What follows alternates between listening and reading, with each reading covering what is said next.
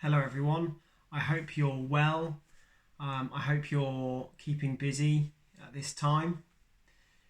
Isn't it great to get a letter? We don't get nearly as many letters as we used to.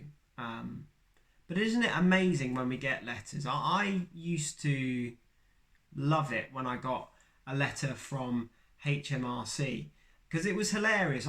I used to work in sales and I used to have a company car and I have a student loan. So my tax code's quite complicated. And to complicate it even more, on one year, the finance person at the company that I was working for got my tax wrong. I'd underpaid. So then they had to get the money back.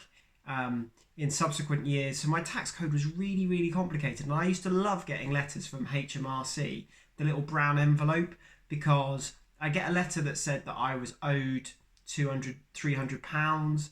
And then within 2 or 3 weeks, I'd get another letter saying that I owed £200 or £300. So it was always great when I received a letter that said I was owed some money and then I didn't get the next letter for a couple of months and I thought, oh, maybe I can spend this money now. Imagine getting a letter from someone really important. I would be so excited if I got a letter from Tiger Woods.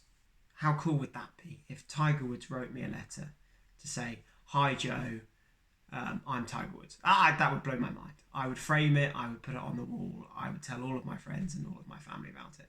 Imagine if you got a letter from the Queen or whoever you would be really excited to get a letter about.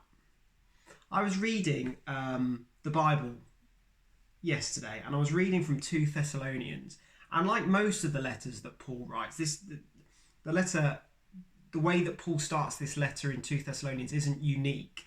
But I read it and I just got really excited. I imagine that I was one of the people in the church that this letter was written to. And Paul just says, Paul, Silas and Timothy, to the church of the Thessalonians, in God our Father and the Lord Jesus Christ. Grace and peace to you from God, the Father and the Lord Jesus Christ. And I was thinking about if I was a member of this church and I got really, really excited. This is the second letter that they received from Paul, Silas and Timothy. And it's Paul slightly correcting some of the things that he'd said in the first letter that had perhaps been slightly misinterpreted. But it's a letter from Paul. Imagine that. That's like getting a letter from Tiger Woods these days, surely, for Christians at that time. Getting a letter from Saint Paul. That must have been so very exciting. And the contents of the letter, whilst there's some correction in there, Paul spends a lot of time saying, we're praying for you.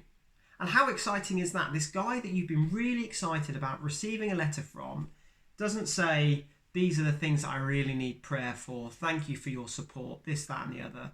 These are the things that I want. He's saying, we're praying for you. We thank God for you. We're so grateful to God that you've given your lives to him and that you're facing suffering. And we want to encourage you in your faith. Wow, what a letter. How cool is that? You're getting a letter from Paul, Saint Paul, the big guy Paul. And he is praying for you. And he loves you. And he doesn't want anything from you. He wants to give stuff to you.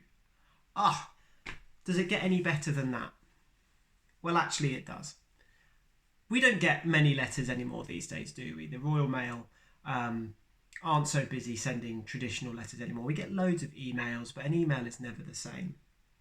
But actually there is one letter that we all get. And it is the full contents of the Bible. The Bible is God's love letter to his people.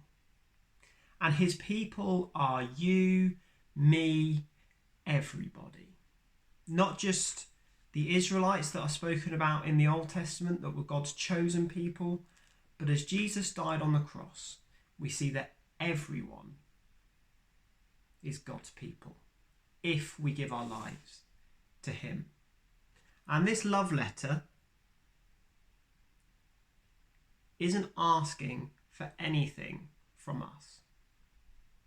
It's all about what God gave to us, isn't it? It's that God gave us Jesus.